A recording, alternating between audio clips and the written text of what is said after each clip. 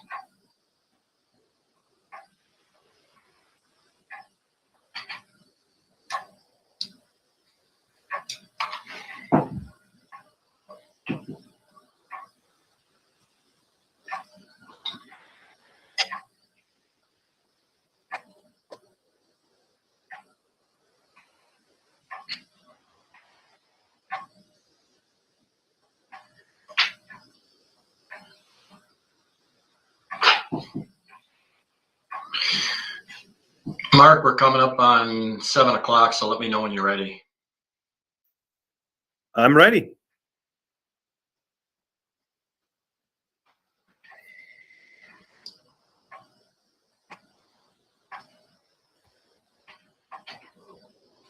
Okay, you started the recording? All right. I've got 7 o'clock. So let me get here.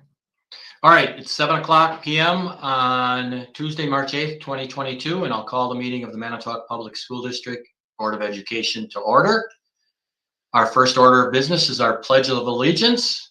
I guess, do whatever you need to do where you are, and we'll get that started here. All right.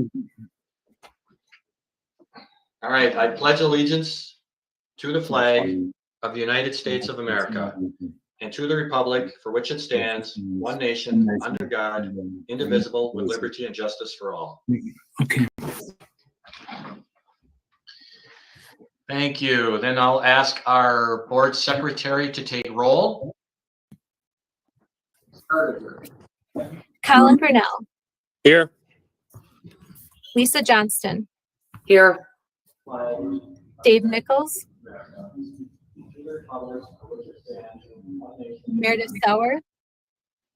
Mark, I'm not hearing Lori, even though she has her mic on. I don't know if that's just me or. I'm hearing her. I'm hearing her. Let me try this. Right, but one thing we could do. Better. I got a connection now. Okay, perfect. I think I know it's not always ideal. If we could just all mute until it's our turn. Yeah. I know in this roll call it doesn't matter as much, but that might help a little bit. That does help, yeah. Okay, go ahead, Lori. Sorry. Meredith Sauer. Here. Stacy Seldner. Here. Carrie Trask. Here. And Kathy Willis. Here. Thank you. Okay, thank you. Then I would ask for a motion and a second to approve the minutes from our February 22nd meeting. I'll make the motion to accept the minutes. Do we have a second? I'll second. Yeah. Any additions or corrections to the minutes? I have a concern on the minutes. What's that? I have a concern on the minutes. Okay, and what's that? So as far as the minutes go, if I look at the end of the, it's the last paragraph. Okay, As board members agreed that the public input is important, and it goes on. Board voted on the motion 4-3, which did not carry 2/3 majority to pass the motion. right. it was noted, if I remember back, that motion did carry. Or it was stated that it carried. Am I wrong in that? No, it was a 4-3 vote, 4 aye and 3 nay, but that motion requires a 2/3 vote to actually pass. So it didn't pass, even though it had more favorable votes than negative votes, but it didn't pass. Right. And I understand that, but when we were in the meeting, was there or was there not stated that the motion carries? Yeah, I'd have to look at it may have, but it didn't pass. Ultimately, It didn't pass. It can't pass, no matter what was said, it didn't pass. Right. I would like to, Yeah. if at all possible, I would like it to reflect in the minutes that it was stated that it carried. Because that's where some of the confusion came in on. The minutes don't need to say that, by the way. Minutes are not details of the meeting. The vote was taken, it was 4-3, and it requires a 2/3 vote, so it doesn't need to be changed. Okay. I would need the full board approval to make that change. You can make a motion to amend the minutes if you want. I would make a motion to amend the minutes to reflect. Okay, I would need a second for that. Okay, hearing none, the motion fails, so we're back to the original motion, which is to approve the minutes as they're presented. All in favor, say aye. Dave, Aye. there Yeah. was a second. Who was the second? I didn't hear it. Yep, there was a second. Stacy, yeah, Stacy did it better. Okay, so then we have the amendment, then we have discussion on that amendment. Anybody want to discuss that? Well, I stated my reasoning. There was Okay. confusion to it, and I think that rather than I think it should reflect where the confusion, came from. Why, I want to know what the confusion was. Well, I don't recall one way or the other, but it seems that adding that just adds confusion rather than a clear statement that because it required a 2/3 majority, the motion didn't pass. I mean, that requires what the action was taken. It doesn't reflect all the utterances, but it seems to me much more clear the way it is. Any other discussion? Okay, so we have an amendment to add language to the minutes. All in favor, say aye. Aye. Aye. Opposed? No? No? No. No. Okay, that fails 2-5, so we're back to the original motion to approve the minutes as they were presented. Any further discussion on that? All in favor, say aye. Aye. Aye. Opposed? No. No. Okay, the minutes are carried. So then we'll go back to the next item is communications. I don't have any to present. Public input, we have one individual who has filed a request to provide public input. I think, Lori, you have that. You're able to hook that up, is that correct? Yes, the person is in the meeting, waiting to be able to participate. Okay, well, we're ready for that, so we can go right to that. I don't know how you have it set up there to do it. Right. I'm hoping he can hear me right now. I see that he's in the meeting, so Okay, yeah, there's a number that shows up. Tony, are you available to speak?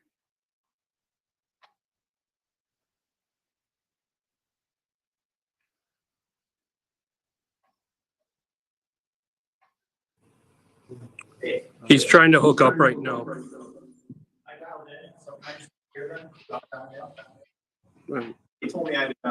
So the dial, he's having troubles with the dialing in. No one's answering on the other end. Nobody's answering currently. Okay, so I admitted him, so I can see that his number is admitted. Do you guys have objection to having him come and sit in my spot to do? Yes, I have objection because he needs to follow the protocol that we have. I didn't know That's that. not the protocol.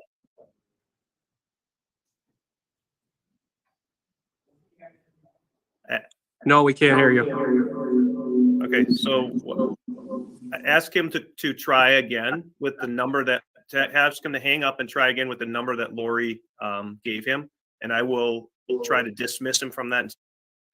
Okay.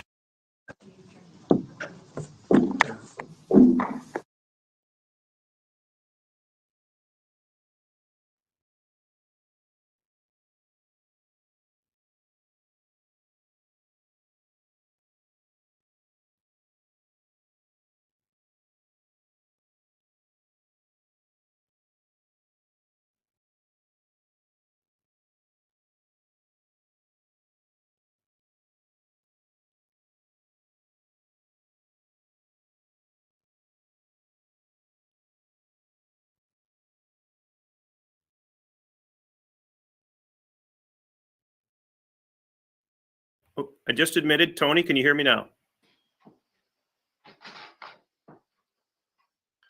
Yeah, it does show up in my list of participants. It shows up to me that his microphone is muted. I don't know if he's listening to the board meeting at all, if he can hear that. If Lori Braun owns the meeting, she would be able to unmute his microphone by clicking on the icon with the telephone. Yeah, I can't do that. Yeah, but Lori I should be couldn't able do to it. do that. Yeah.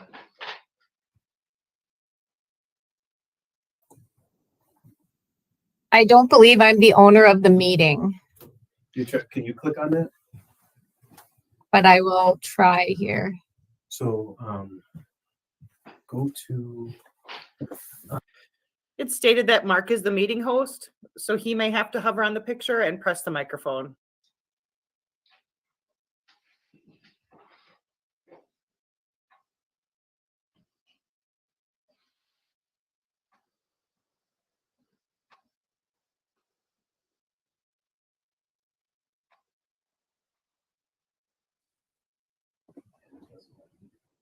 It's not letting me. Again, I'll offer up the solution.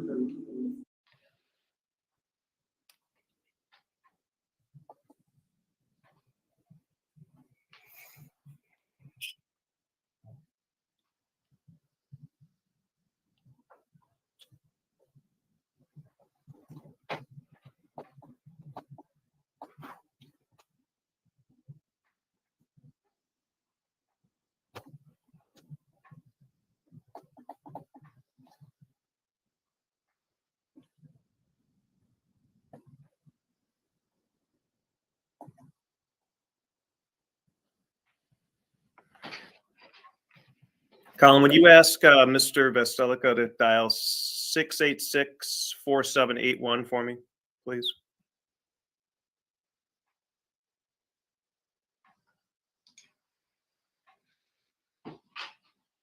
Can you say that number one more time, please?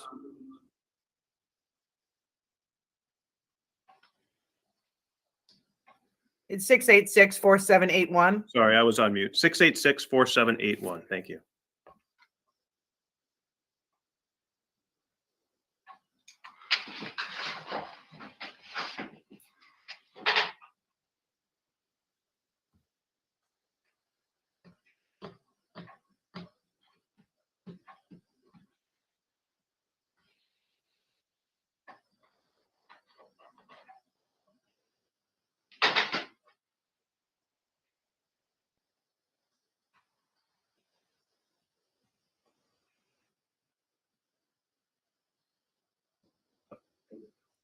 Okay, I have Tony on the line here. I want to see if this will work. So go right ahead, Tony, and start just speaking at least so we can see if the rest of the board can hear. Sure. Yeah. Good evening, everyone. Can you guys all hear me okay? Yes. Okay, I'm getting a yes, so you're on. Go ahead. Okay, great. Thank you, everyone, for finally moving the mask optional. This should have been done in August, but better late than never. Next, I would like to address the lack of clear and measurable targets from the leadership level. I believe this is a huge miss from the board in recent years, and it was refreshing to hear some new board members speak up about this in the last meeting. Should I get elected next month, I will strongly advocate for establishing clear and measurable targets day one. The board needs to work with the superintendent to clearly define these targets and support him in developing the yellow brick road to get there. Frankly, this should have been done a long time ago. Here are some examples of clear and measurable targets from a high-performing district in Elmbrook. The first area is a great place to learn. The 2022 target is of 24.5 for junior ACT scores. The second area is a great place to work. Their 2022 target for staff retention rate is 95%. The third area is a great school district. Their 2022 target is the top 3 state ranking on the Wisconsin District Report Card. Did you guys notice how they call it a ranking? My vision for the MPSD is for us to move in this direction and become a high-performing district others will want to emulate. Regardless of who wins next month, can we all agree that this should be a day one initiative for the new academic year? Finally, I would like to express my disappointment in the virtual format tonight. The optics are terrible by avoiding in-person accountability to the public, and it is a sign of weakness. Thank you.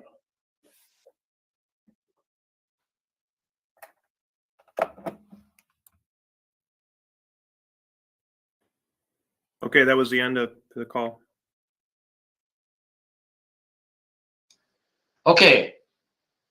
So we'll declare public input closed, as that was the only individual who declared interest.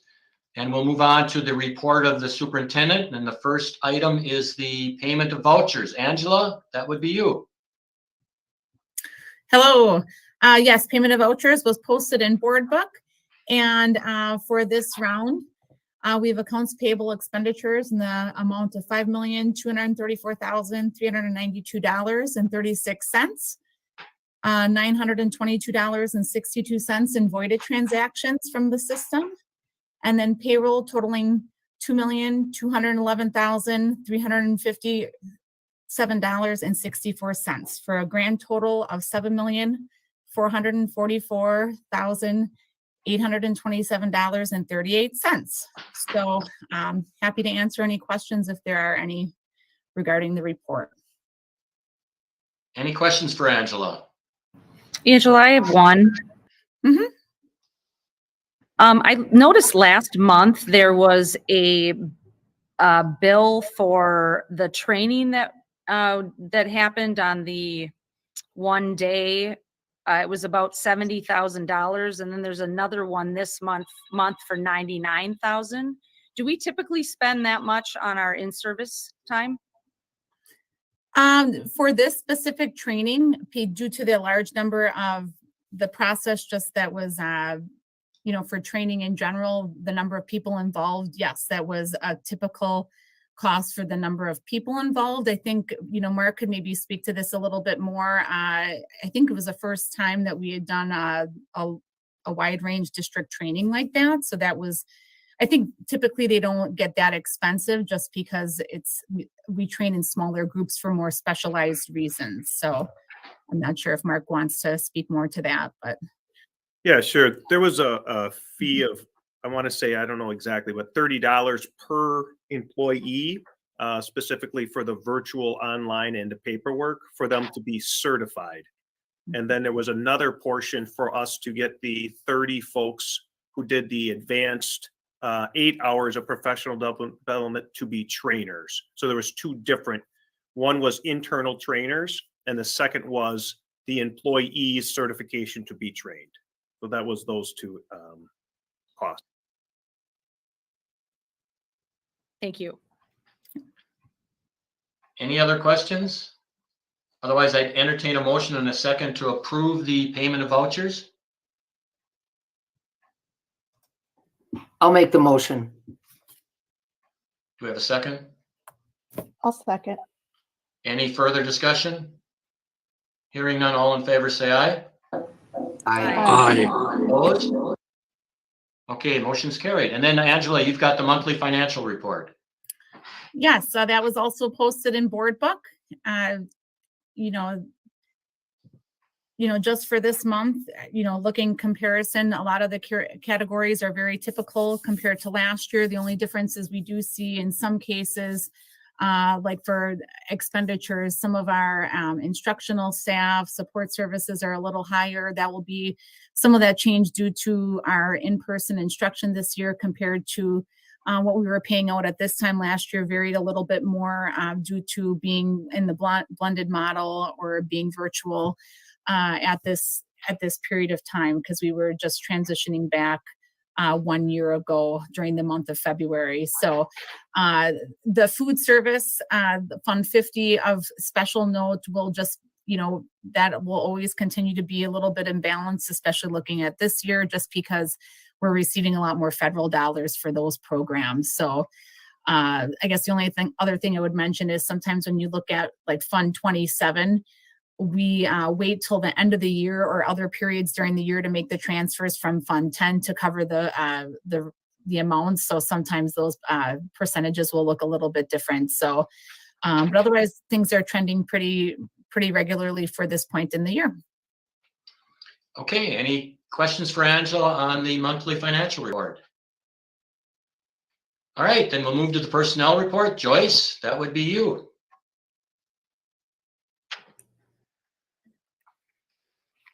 Is Joyce here? Let's see, she's here. Oh, yeah. Yeah, hello, everyone.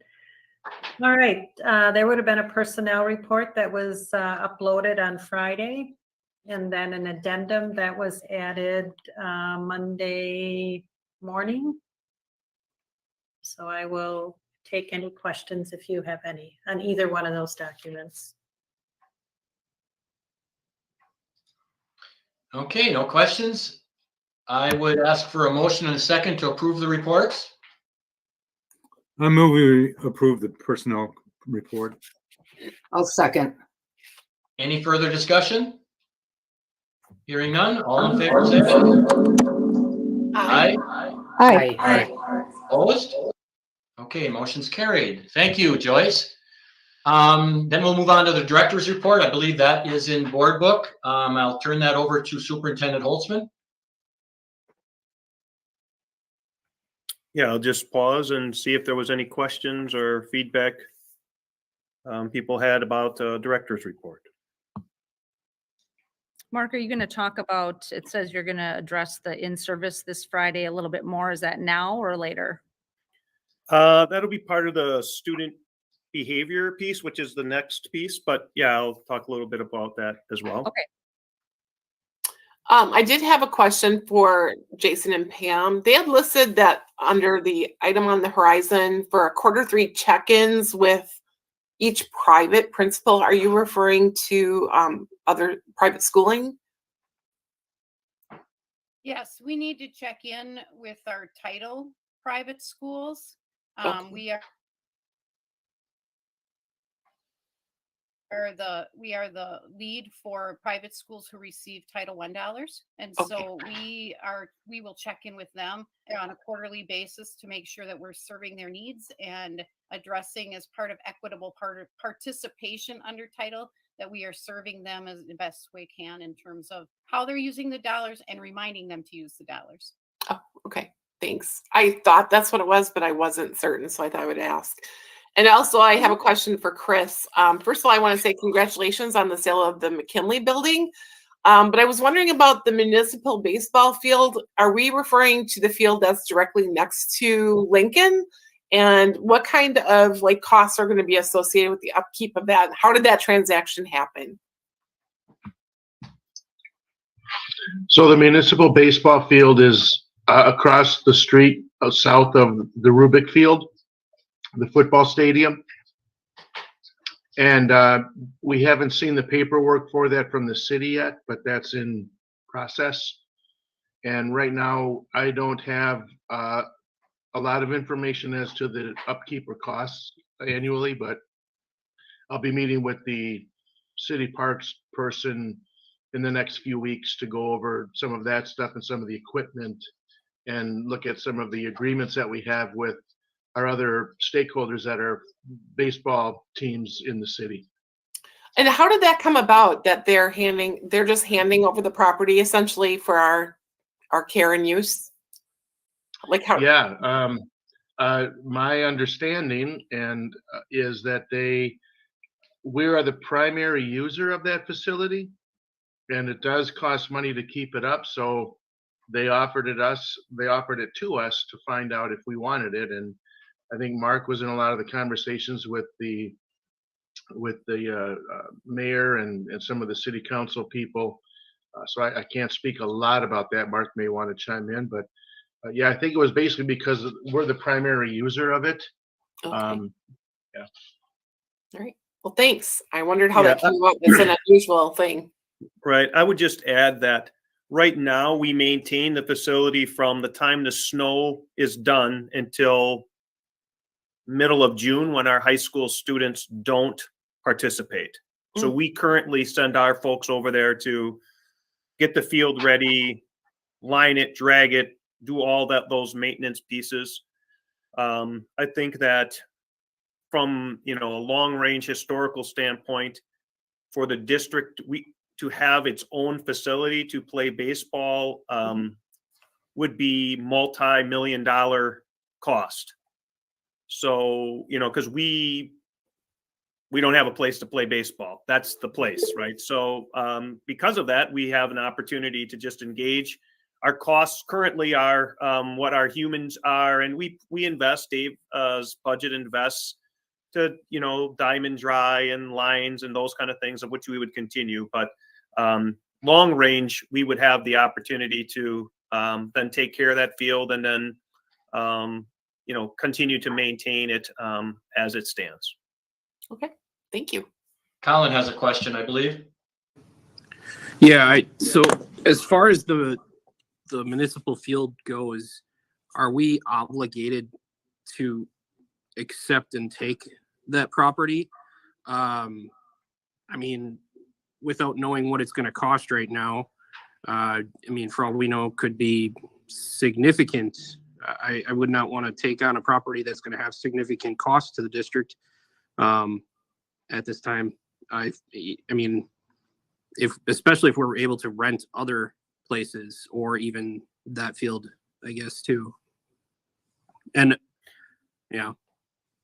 Yeah, there isn't. I mean, we currently take care of the field right now, so we're pretty aware of what the costs are for us to take care of the field. We've been on that field for decades. I don't know how long decades, how many years, but for a long time, our high school has used that facility. So, it's not the city is still working through the details, and so they'll do that, and then Chris will share that with the final details with the Building and Grounds Committee. And ultimately, the board would need to approve the donation. But again, I would just say you would want to think about the opportunity to get a large facility for no cost that would allow us to continue to participate at that site. I think long range is a very positive for the district. There aren't lots of spaces. It's a parking lot. It's not falling apart. We have the upgrades would be up to us what we wanted to do to that facility. But again, we're currently investing resources to maintain the field now. We would just have the say in if we wanted to increase or do something different, we would do that. The biggest change is we would support it throughout the summer for the groups that are playing, like the Legion team and the other adult teams that participate in the summer. That would be the difference to the district. But again, that's not, there would be some fee agreements that they would use as they currently pay to the city. Stacy has her hand up. Yeah, I was curious about the $500 per month that we're doing to keep the COVID clinic open. I know we already pay for other services for people to go used the urgent care, things like that. Is there a reason why we still need to have that? And how many tests are we doing per month to justify a $500 cost? Yeah, great question. So we definitely have seen a decrease. I'll have to ask our school nurses to get the investigation because I could not tell you how many, we did this week or last week, but I could get you that. When you're working through leases and information, as we work through a partnership, we agreed that we wanted to continue to have the COVID clinic at that site, and we needed to create the lease in end of January, beginning of February for March. So we're not tied to that as an annual lease. And if we see that at the end of the month, we're realizing that this isn't a good investment for us and we're done with the COVID clinic, we'll then end the lease and take our things out and leave. So right now, in all honesty, when we had to create the lease based on the timing and get it in front of them, we were testing people quite a bit. We'll see what that looks like for the rest of the week and then go back to having people go to other options. We still are testing people, but I can't tell you exactly how many. I can get that information from our nurses. Are we able to get out of the lease early? Because it says till June. Yeah, it's our lease is basically month to month. So, we have to give them a little bit of notice to say, all right, we're going to get out. And we probably would need 2 weeks to clean all of our things out. But right now, I would anticipate, and as I talk with the nurses, that we'll go through April and then we'll see what happens, and that might be it. We might finish March and then be done, but we're going to need 2 weeks to get our stuff out of there, give or take. So, if we're testing 10 people a week, we're going to close it down and have somewhere else. But I also want the board to remember, we don't pay the people to run the COVID clinic. The $500 is just to keep the building and our place there, as opposed to, we just didn't want to send our people somewhere else to one of our schools to do the testing. So we felt like that was a good middle ground in lieu of having to move them. But we can get out as soon as we're ready. Stacy, did you hit that Yeah, again? I just have a couple other questions. Sure, go ahead. I wondered about the Sr3 Funding Plan. I remember at, I believe, our last, I guess it was the meeting on Friday when we talked about, or maybe it was even last time, about that we were going to present that plan. And I wondered, is this the one where we identify what we wanted to use the funds for, and that's going to be presented? Is that what this is? The Sr3 Funding Plan? Are you asking me, or is there a P? I'm not looking right now at the Yeah, report. it's under Angela's. Okay, all right, fine. It just says the Sr3 funding will be filing our safe return to instruction and community plan this week. Yeah. And I just wondered, is that the one where, Angela, do you know what I'm saying? Yep. So no, we shared that with the finance and budget committee on Friday in Friday's meeting. And I can forward that on to the full board too. That's not a problem. It is actually posted on our website because we just had to share the language with how we approach the continuity of services and safe return to in-person instruction. So it's actually under the COVID tab on our website now. And then I have filed that with DPI this week to make sure that we meet our deadlines. Thank you. You're welcome. Anything else on the director's report? Okay, Mark, move on to the item E, school culture. I got something there, Dave. Behavior update. I had my hand raised. Oh, okay, Colin did. Okay, there you go. Sorry, I'm not the host here. So one of the things that I saw on there that I was inquiring about, I saw that it was the Excel leadership. Is that the gifted and talented program that we used to have in our district? Is that the same one? It is the team that works on gifted and talented programming for the district. Yes. Alan, it is the team that works on gifted and talented programming for the district. Can you say that again? It is the team that looks at and develops plans for gifted and talented programming for the district.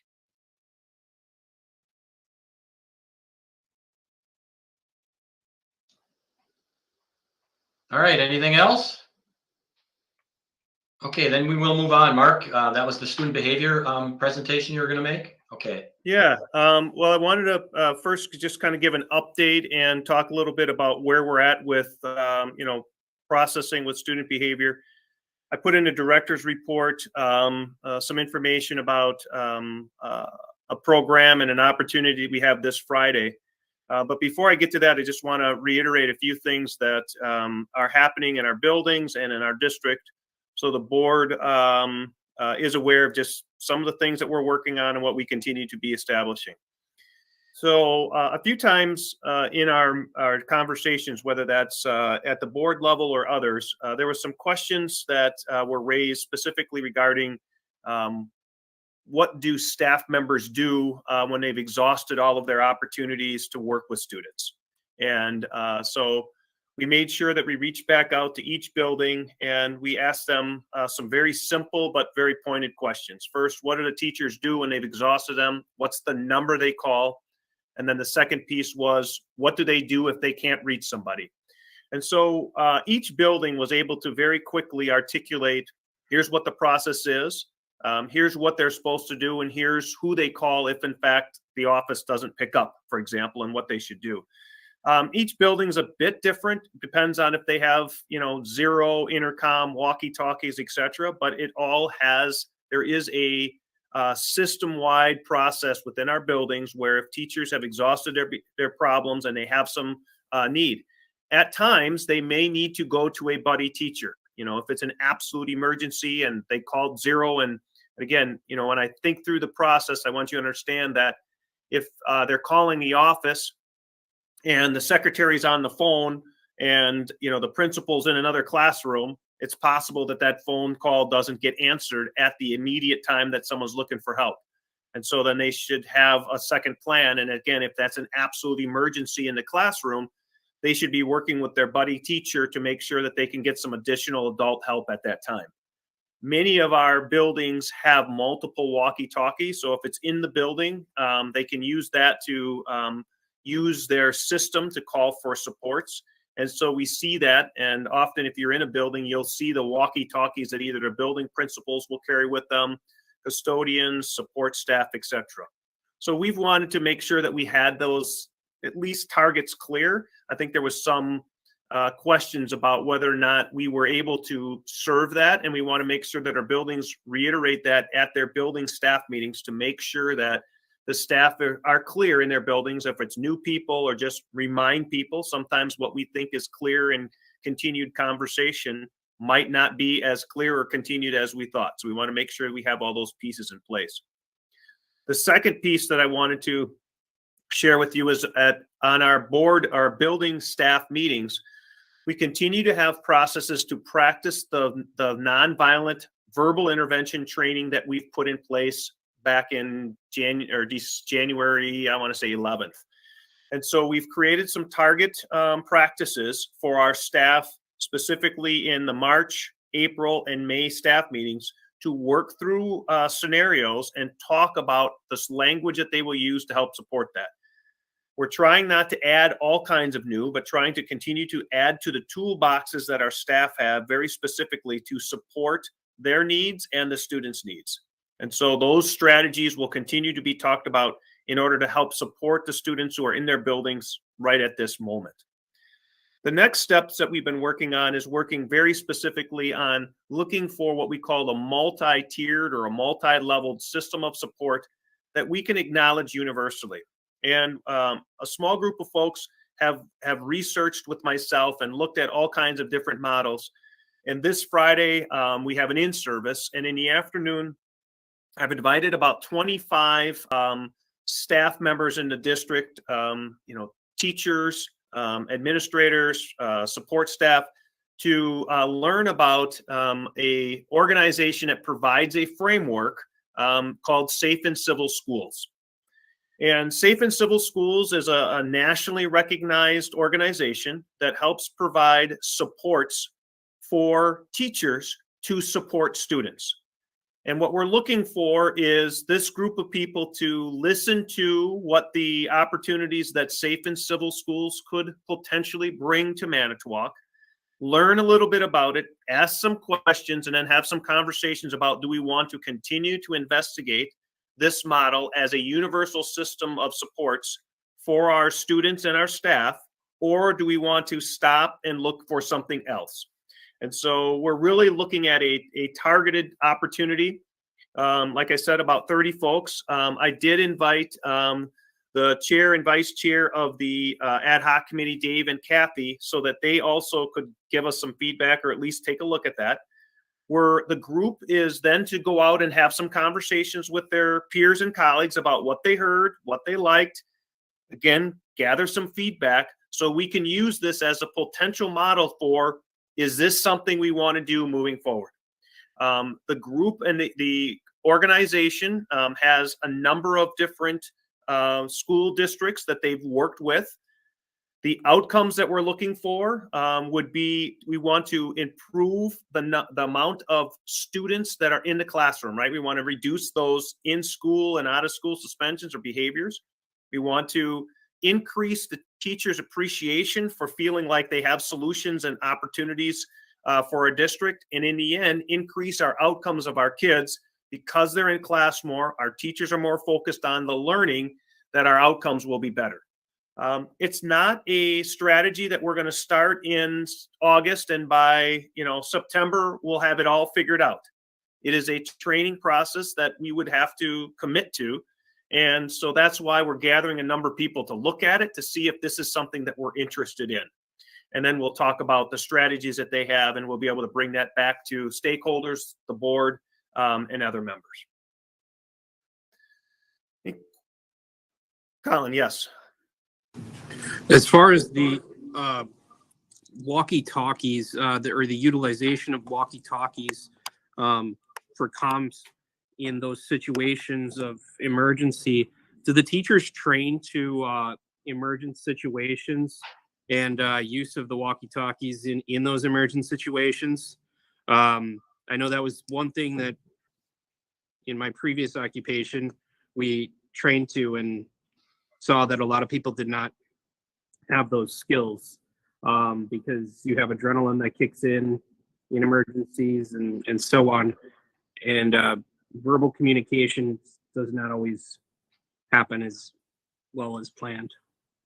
Yeah, thank you for that question. So I would tell you that not every teacher carries a walkie-talkie. Most of our support staff, our instructional assistants who are working with children might have a walkie-talkie. If they're going outside, they have walkie-talkies. A lot of our administrators have walkie-talkies. The purpose of calling on the walkie-talkie is to ask for help. And so you might hear, if you're in a building, say, I'm in room 126. I need some support for a student. And literally then that will go to, as many as 10 people. And the people then would respond on that walkie-talkie, who is going to help support that teacher. So we have safety training modules. If we're moving from, I need some support in my classroom to, we have to do a medical lockdown, or we have a lockdown, or those are different than I need some support in my classroom. So, I think the buildings have some conversation, but I am not aware, and I could investigate, that there is a robust training for asking for support on a walkie-talkie. Generally, the number one model that teachers will use is to dial the office. I need some help. Mark is not behaving. Can you support me? And then if they can't do that, the office might walkie-talkie to somebody, because that's how they might gather that, and say, if the principal's not there, room 126 needs some support. And then someone would respond from the walkie-talkie who has that. So to answer your question, everybody who has a walkie-talkie is pretty adept at being able to communicate and use that. Not every person has a walkie-talkie. Every classroom has a telephone, but not every person has a walkie-talkie.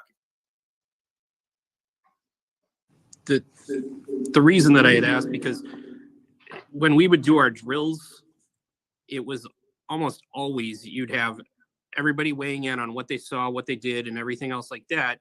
And it was everybody jumping on top of each other. And these were people that were professional and responding to drilled emergency situations. So I guess hopefully that is being done. I don't like to go with hopefullys, but I do think that is important, and I guess I'll just provide that feedback and maybe look to that. Yeah, a typical day in the classroom might be Mark walked out of the classroom. I want you to know that, not, two kids are rustling in my room. Like that's not, those aren't the common pieces. So I do understand where you're coming from. I can get some feedback from our team and address with Michael Morgan and some of our other folks who are working specifically with safety. But I'm confident that the people who are wearing the walkie-talkies daily are able to communicate what their needs are through that. Stacy, you had your hand up. Yeah, just to back to the in-service mark on Friday, a couple things. Is someone from the company coming to do like a marketing pitch for that? Yeah, That's so my- I'm sorry. Yeah, I was just gonna say that's my first question, and then the second is there a price tag for Friday, or is that after the buy-in? So the process on Friday has a fee, and I'll have to see exactly. It's the per person, how many people are there, kind of a piece. But it definitely is an opportunity for us to engage. It is Safe and Civil Schools sharing with them what they have and us making some decisions on whether or not it's something that we're interested in. So, whether it's, marketing, sales, etc. It's the Safe and Civil Schools trainers providing us with 2 hours of professional development opportunity. They're going to ask us some questions and interact with that, engaging in this so that we can learn about the details regarding what supports they provide and then make some decisions on, is this something that we want to continue to investigate?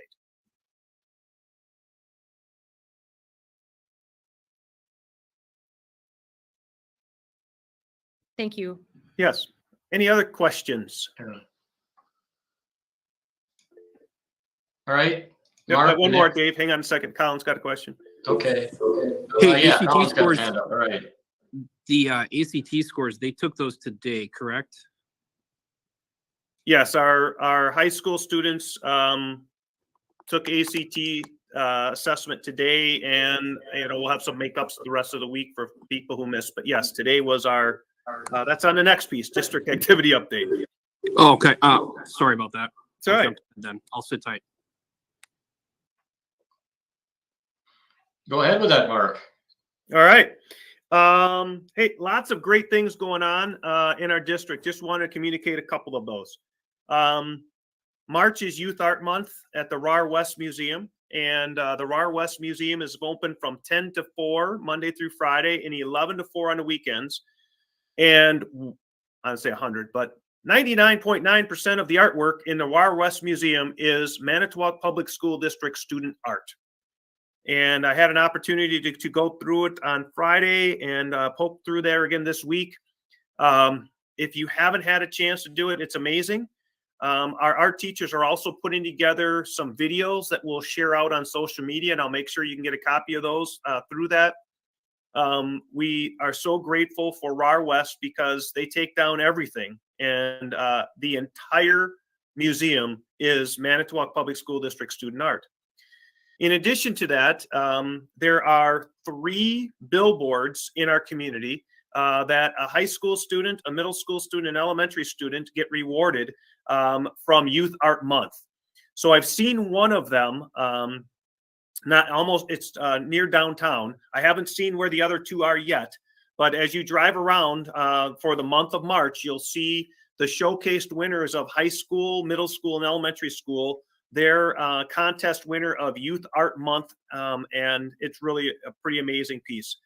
There's artwork from kindergartners through seniors in high school. There's digital art. There's actual structural art. I mean, there's amazing amount of opportunity. Obviously, anybody in our public can walk through there and take a look at it. But I encourage you, again, if you have some time, anytime this month, 10 to 4, Monday through Friday, 11 to 4 on the weekends, take a look at Youth Art Month. So, also last week, for Wednesday or Thursday, had an opportunity to sit with a number of Lincoln High School and MPSD employees who were nominated for the Chamber's Educator Impact. We were fortunate enough that one of our own, Michelle Foss, was awarded the Educator Impact.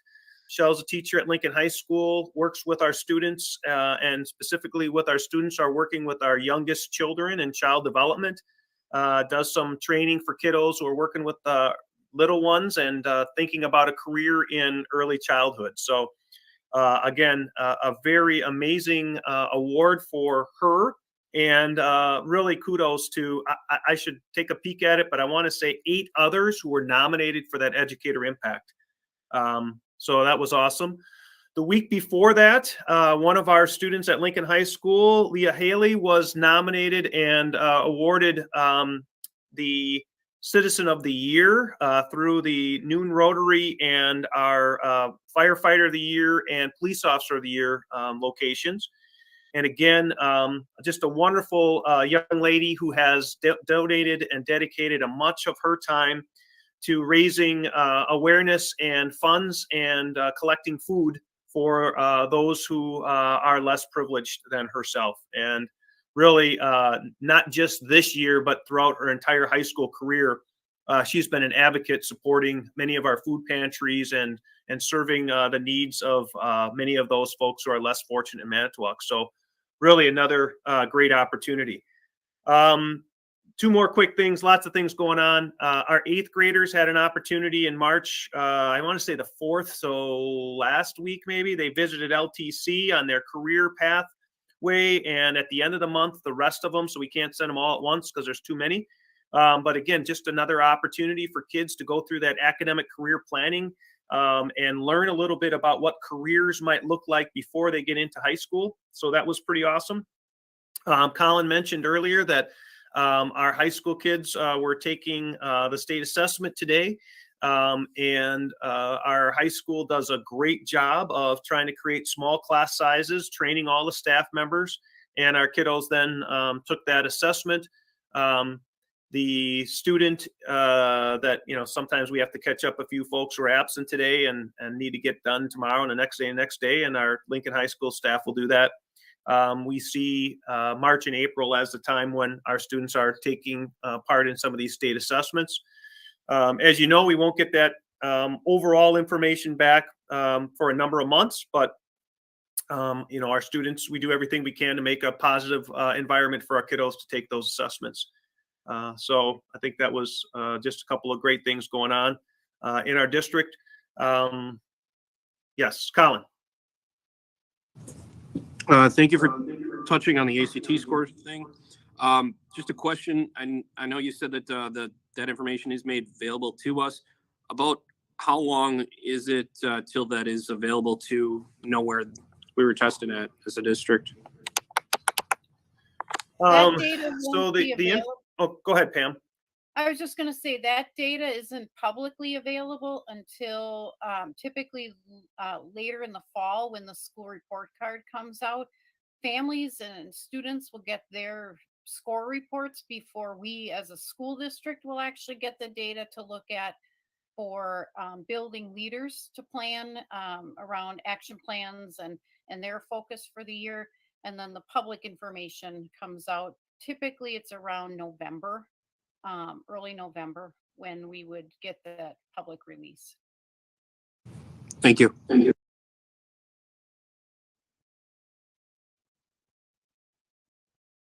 Okay, that's my update, Dave. Okay, thanks. Let's see, next item here, I don't have any unfinished business. New business, we have a request out-of-state travel for our robotics competitions. You should have that in board book. Does anyone have any questions on that? We do need to approve. Stacy, you got your hand up. Yeah, no question. I just wanted to make the motion to approve the Okay. Out-of-state travel, yeah. Just a minute. And we always have to approve those. You have a second? I'll second. Colin, second. Any questions on the travel? Dave, could I just mention, I apologize to the board. We typically bring these through the committees And because of the timing, we need to get the board to approve them, and because they're leaving in next week if you say yes. So great group. If you looked at it information, I would just add that the Lakeshore Robotics is just an outstanding organization that pays for these kids to do lots of great stuff. So we have faculty members who are working long hours helping support our kiddos, and I appreciate your flexibility in this. In the future, when we have time, we bring it to the committee brings it to the full board. So just apologize for a little bit of a glitch here. All right, any further discussion? Dave, Carrie. I clicked the hand, but it didn't work. Yeah. How many kids are on the team? I looked over the thing and read it and couldn't get an idea of how many students. Carrie, we have, this is Dave Stepek. We have right. 30 students involved with the program, and 15 students will be traveling for this first robotics competition. Yeah, it looks like a really pretty exciting program, even though I'm not technical at all. So. Well, and it's and the thing is, it's more than technical. It's about math. It's engineering and basically creating a robot to do things. They're given a problem and they create the results, and they are scored and graded each competition on the success of that robot that they create. Good. Any other questions? Okay, hearing none, all in favor say aye. Aye. Aye. Okay, it's approved. They can go. That's great. All right. Then next is other business. Kathy wanted to present just some information on the Student Behavior Advisory Group that we have. So go ahead, Kathy. Yeah, thanks, guys. You ready? I just want to fill you in a little bit on some of the things that we've been doing. Last week, Thursday, we were very fortunate. We had Lisa Quistorf, who is a former superintendent of Two Rivers, come and speak to us about a program that they use and are currently using there called Kids at Hope. And she explained that it's not actually a program, it's a culture. So she talked quite a bit about that. And what we've been doing is trying to identify a lot of our behavior types and how to address them possibly at different levels, or at least the need to that, same behavior may be looking at, very different from elementary versus high school, and how you handle these same types of behavior, and using empathy, but along with boundaries, how important that is, and how much we need consistency and accountability. So we've had lots and lots of ideas, and what we're trying to do right now, and our goal for on Thursday, is to start accumulating that into a written form, so that we can combine our ideas and have suggestions in a readable format to forward to all of our board members and to Mark, to look over, to discuss, to just to assess also. So we've been accumulating all that kind of information, and yeah, so that's kind of it. That's what we're doing right now. Our kind of goal is to gather all the things we've been talking about now for a while. So do I have any questions? Oh, Meredith. Meredith's got, yeah. Yeah, I know Stacy O'Polly has implemented Kids at Hope at Madison, and I'm just wondering, I'm assuming that there's an impact that's been made at Madison. Do we have any data with that, or is that something, is that like a model that you're looking at of what she's implemented there? Well, that's part of why we had Lisa come in and look. We didn't want to ask Stacy because, first of all, Stacy, we would have to pull out of her responsibilities at the school. And Lisa Quistorf was, she's retired, so she was a great resource for that, and she helped to implement it district-wide. So it's also nice to hear from someone who was a district administrator before, too. It's just something we're looking at because we know it's out there, and Dave had informed the committee, too, that just the prior week that the Human Services Department went through that training also. So it's an intriguing idea that there's more than just maybe our district doing it. By no means are we suggesting that at this point, but we're just looking at what are the options, how are behaviors handled, what kinds of things are out there. So I'm looking forward to seeing on Friday what Safe and Civil Schools has to say. I think that'll be really exciting too. And that'll be great to be able to report back to the ad hoc committee even. Colin, did you want something from me or Dave? You're fine. Okay. As far as the ad hoc committee goes, I know you guys are doing data gathering and things like that. I have been trying to watch the meetings. I've found it helpful to be, just to kind of keep up on what the plan is moving forward. It would be helpful if there were minutes of these meetings that would be available so that we could review them on our time. I do know that it isn't a sanctioned committee, so I don't know what the thoughts and feelings are there, but it would be helpful. I was wondering if there is any,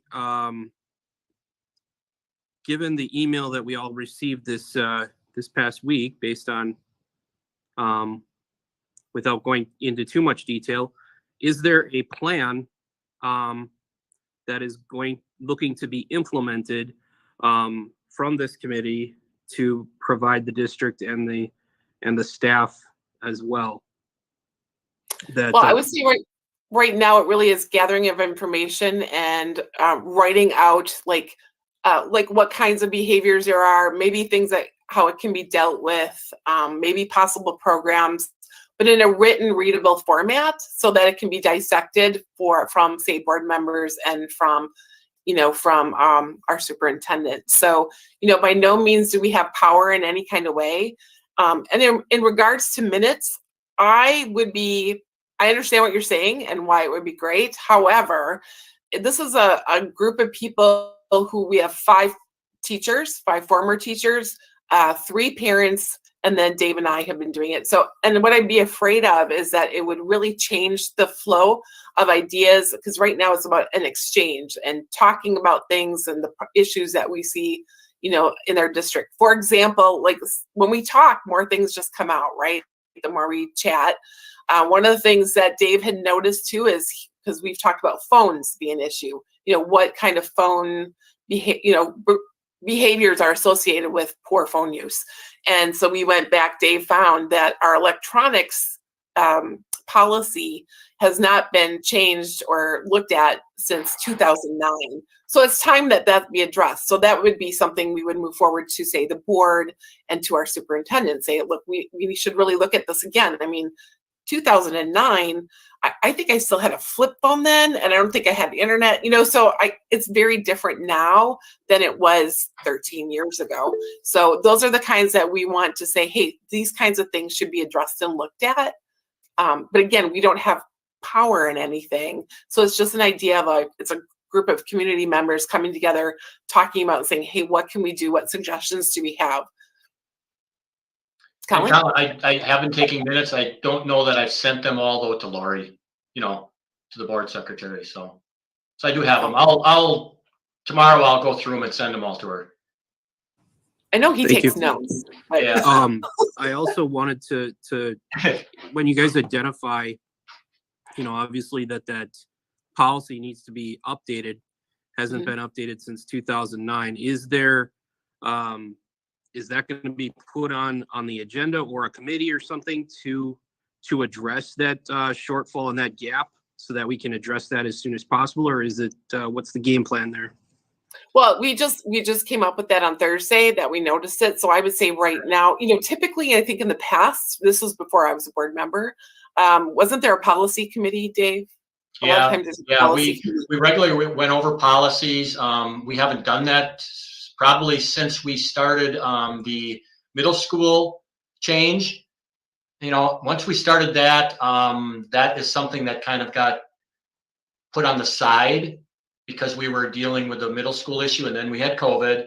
But yeah, in the past we've done that. We've gone through policies at various times and then decided, which ones needed to be modified or changed. We oftentimes get information from, and I can't think of the name of the organization that looks at our policies. Neola. Yeah, Neola will typically send us updates on that. But yeah, Colin, it's something that, when it came up on Thursday, well, and I looked it up and I thought, wow, that's ancient for technology. And since one of our concerns is cell phone use, right? or any type of electronic devices, because they can be wearing a watch. There's all kinds of things nowadays that you can use for technology. So yeah, it needs to be updated. So we'll get to that. That'll come out pretty quickly. Send it to a committee, have them look at it, and then, send something back to the board and say, hey, this is what we need to do with our cell phone usage, any type of electronic devices, those types of things, and update it to, at the best we can, to 2022. Yeah. So we'll do that. Meredith, did you have a question? I did. I just wanted to make sure that I heard right. So, Mark, at the beginning of your report, you indicated that a plan is being developed with the input of this ad hoc committee that will have a combination of an action plan and training to begin in the 22-23 school year. Is that what you were alluding to at the beginning of your report? Well, I'm inviting both Kathy and Dave to the in-service on Friday, and the in-service on Friday. Universally, I would say I think our constituents agree. We need to find a process to have what we call a multi-tiered system, a universal system of support for students. This organization has had success providing some framework and professional development and training surrounding that. We haven't established that this is what we're going to do. So I have some stakeholders, about 25 folks who are going to listen to that, have some conversations, spread that out, and gather feedback for, is this something we're interested in getting more information and learning about moving forward with? If that's if this isn't the model, then we need to investigate a few other places. We heard, we heard about, we know that Safe and Civil Schools is one of them. Kids of Hope is another, and not really a framework. That's more of a philosophy. But again, we have to come up with something. And again, the idea would be we would do that for and purposes are now, so that at the beginning of the school year, we have those pieces in place. Thank you. I thought that's what you had said. I just wanted to make sure. Thanks. And part of the idea behind the ad hoc committee too that we've had is that whatever is for next year really starts this summer, and the possibilities of what can we do to promote whatever it is that, our administration team chooses, that like there's times for, what is that called? The 2 weeks where the kids are in school, the fifth graders going into middle school, that's an opportunity, teacher in services before school. Like we've talked about those kinds of things. Like what can we do to get the ball rolling? So those will all be suggestions from our committee that we come forward with. And of course, that's up to our administrative team, what they choose to do with it and pick and choose. But of course, we're hoping that we come up with some good ideas that everyone likes and will roll forward with. So. Okay. Anything else for Kathy? I don't think so. All right, we'll move on to the next item would be future meeting dates. Our next regularly scheduled meeting would be Tuesday, March, 22nd. Is that correct? Otherwise, are there any committee meetings that are planned in the next couple of weeks? Meredith, do you have anything for your committee? Yep, we'll be meeting on March 17th. Okay. Let's see. Kathy, do you have anything for your, you got a committee, right? I do budget and finance. We don't have anything on, I think, the list right now, unless Angela wants to pipe in if she knows differently. Do we have anything else on, Angela? No, we don't. So. We do have a meeting kind of regularly scheduled to come up on the 30th of March, but I was thinking to ask if we could cancel that if we don't have any agenda items or things to address. So I'll move forward with that if that's all right. Yeah, that's fine. With canceling. Okay. We do have an ad hoc meeting. Oh, sorry. Oh, yeah. Sorry. Go ahead, Kathy. Oh, we have an ad hoc advisory committee meeting, which is on Thursday at 1 o'clock. Okay. Then Lisa, do you have anything for building and grounds? I don't think so. Is Chris still on? I sure am. It's here, yes. pending, anything from the city regarding the municipal baseball property. When I have that to be reviewed by the committee, I'll make a meeting then. All right. Okay, thank you. And I know a couple of you want to chime in here, but I'll just get them to Carrie, see if he's got anything. We had a lot on Friday, but I don't think we're meeting on it for a while because there's processes in motion right now. And Okay. we have no meeting planned.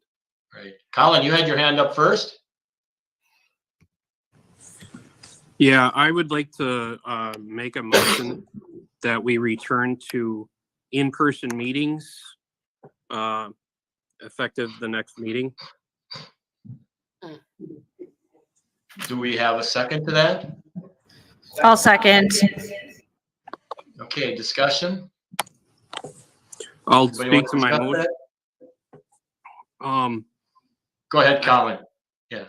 Yeah, I don't feel that this is a representative way to conduct business. We are all elected. I understand that there is some concern. We do have proper channels to address those concerns, and we could encourage the police if there are people that are concerned. Those people that are concerned could do virtual, just like they are doing currently. I don't see any reason that we need to be shutting down access to the Lindbergh offices for these meetings. It adds confusion. As we saw earlier, it added time to the meeting. There's a whole host of reasons that we do not need to be doing this, and I would like to go on record as saying that I don't know. I'm not in favor of these. Any other discussion?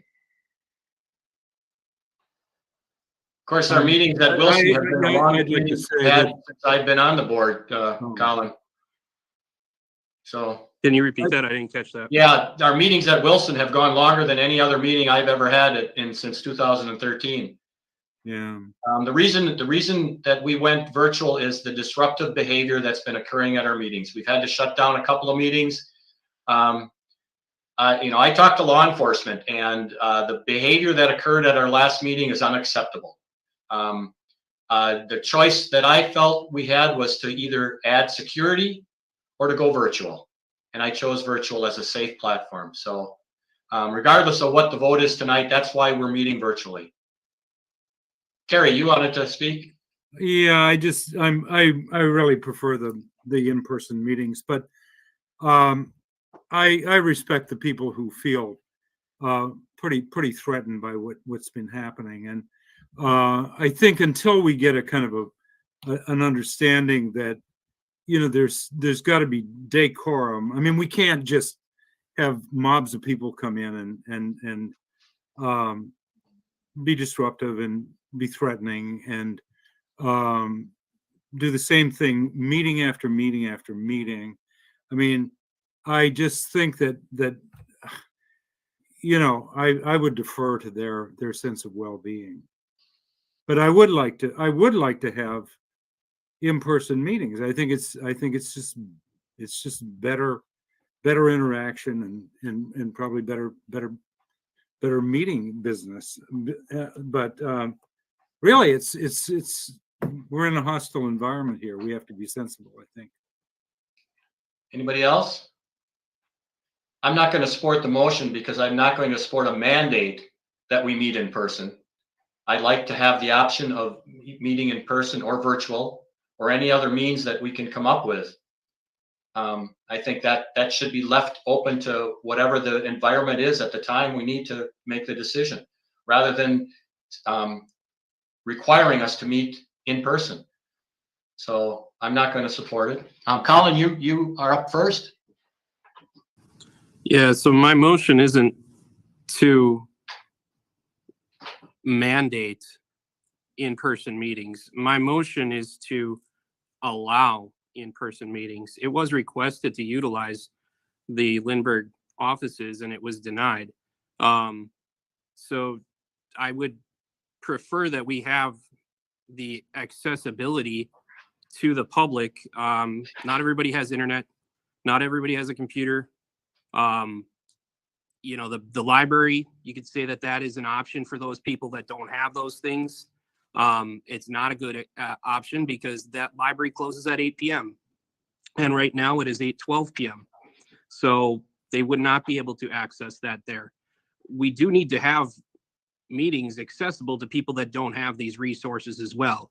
And in person is the option. Now, I am fully in support of those that do wish to attend virtually. It has been done in the past where people were attending virtually and there was no issue with that. But I do think that we as a district need to make these meetings accessible to all people in our community. So are you changing the language of your motion then? What is your motion then exactly? Kathy, could you read back, or Lori, could you read back the motion that I made, please? Colin, you stated, you made a motion that we return to in-person meetings at the Lindbergh office. That's pretty absolute there, Colin. That's the objection I have. Okay, so I will you don't have a choice be there. friendly to the motion. I'll make a friendly amendment to the motion that we allow in-person meetings to proceed and allow those who wish to attend virtually able to do so. Do we have well, that really doesn't change. I support the friendly amendment. Yeah, that really doesn't change the original motion, but if we have a second, we have discussion on that. Again, I'm not going to support it because that effectively tells us the only kind of meeting we can have is in person. Any other discussion? Meredith. I just want to say I've really appreciated the fact that we've been able to navigate a meeting that's not being treated like a football game tonight. It's been really nice to actually get the business of the district done without folks interrupting and disrupting that business. I've been very appreciative of that tonight. Any other discussion on the amendment? Colin. Dave, I'm pretty sure you know what I'm seeking here. What would it, how would you want it be stated so that it adheres, or I guess reaches across to what your needs are here to make these meetings accessible in person? What would you need to see that in as far as the motion language to be? Yeah, I support the in-person meetings, Colin, and I'm going to actually address that when we get to the next item, which is our closed session. I prefer to have in-person meetings.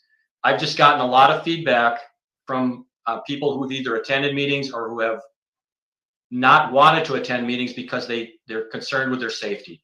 And we've had to shut down several meetings. We can't allow that to continue. And there are some options. One of the options is to be virtual.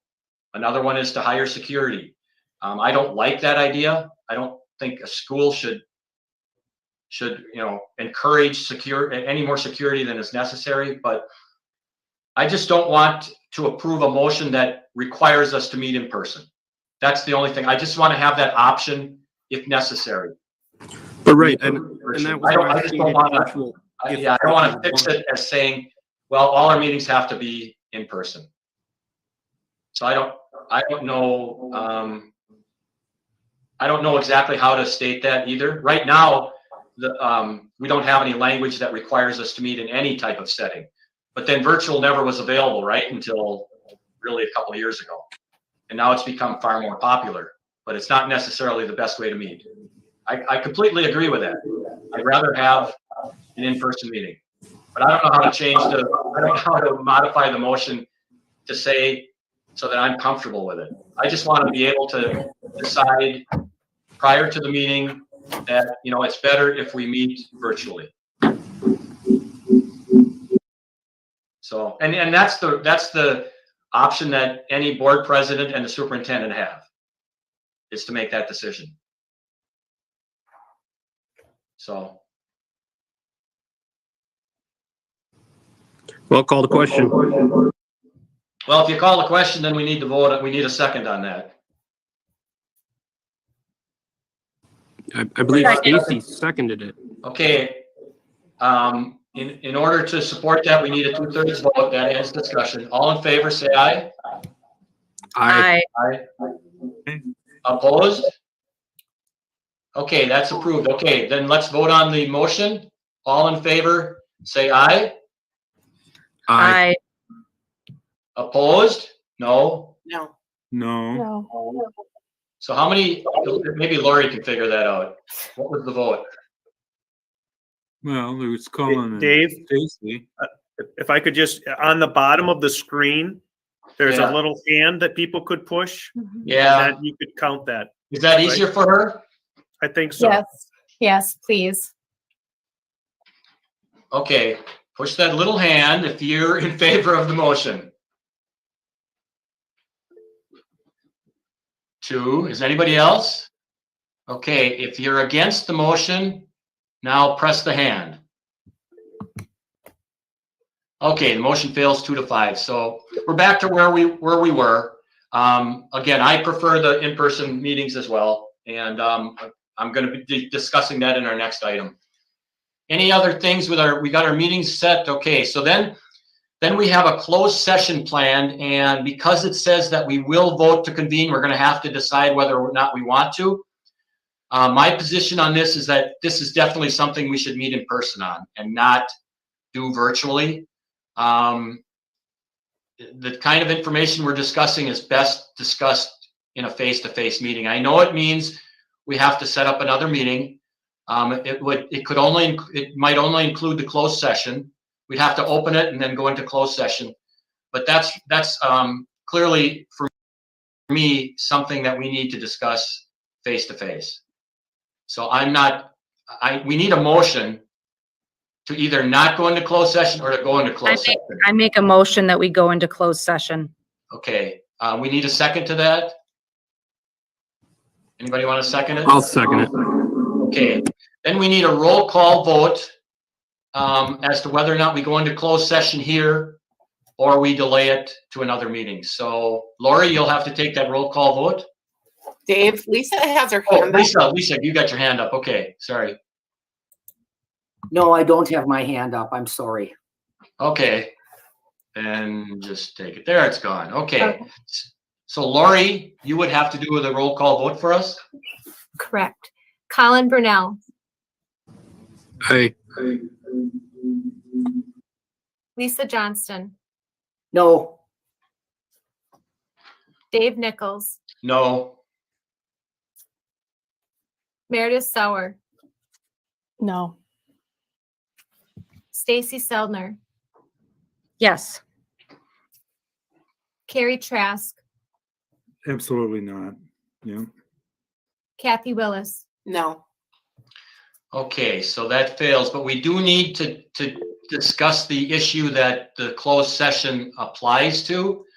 And in talking to the superintendent, I believe we need to do that probably within a week. Is that correct, Mark? Or we should?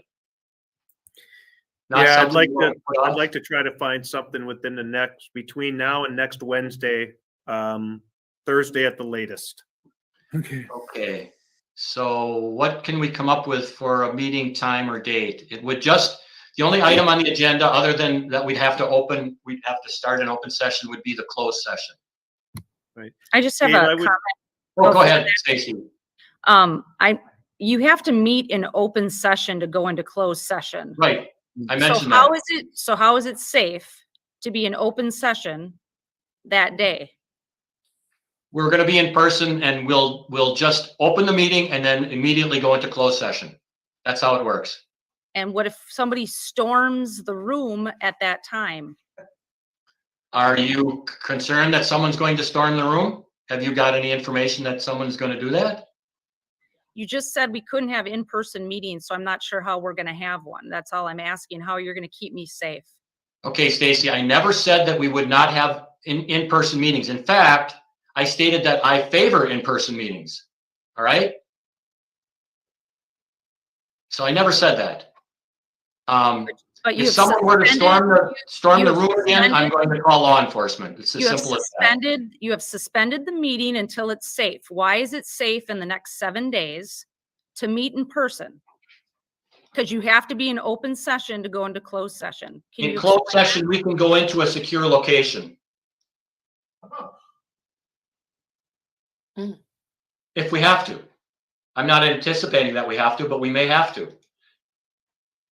It's also unlikely that we'll have a large crowd because we don't have public input. That's what seems to have driven the larger crowds is public input. So that means we could meet on next Tuesday because we don't have public input next meeting then, in person. Well, yeah, we could meet whatever date is best for all of us to meet, or at least the majority of us to meet, so that we can get a quorum to discuss the items that are in closed session. And Tuesday, I've got a county board meeting at 6:30, and at 6 o'clock, I have a grievance meeting. So it would, for Tuesday, it would have to be prior to that for me.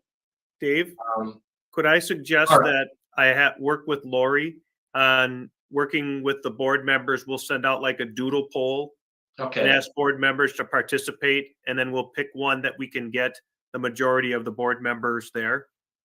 Sure. That probably works best. Meredith, you had a question? Yes, I'm wondering if we could include some evening times in that mix in the doodle poll. Absolutely. Is there a specific time that evening starts for you? At 4:30? Okay, absolutely. Thanks. I would anticipate that the closed session, if that's the only meeting piece, the information is going to take 5 to 10 minutes. The conversation might take longer, right? You never know how long the conversation is going to take. But is some detailed information that we need to share with the board prior to us having any more conversations with staff members. So, anything else? Otherwise, Colin, go ahead. Yeah, I got a question. That meeting that is slated for coming up here, I saw that on Thursday. What is that? I believe it was on the, let me just pull it up here. is that the MEA Negotiations Meeting? Yeah. Okay. What is that? So that's what we talked about in at our joint committee meetings. So we will be providing the MEA with the information that was shared at the joint budget finance meeting for them to consider. So do we not need to, I mean, because wasn't that what the closed section items we're going to be discussing? Is that going to be, maybe I'm not following along here. Doesn't that stuff need to be, don't we need to be discussing that before the MEA or not? We did on Tonight, Friday. the potential closed session tonight has nothing to do with that. That would not have been, okay. No, has nothing to do with that. All right, thanks for the clarification. Yep.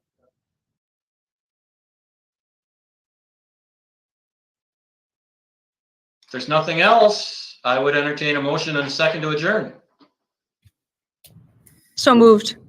Second? A second. All in favor, say aye. Aye. Aye. We are adjourned. Thank you.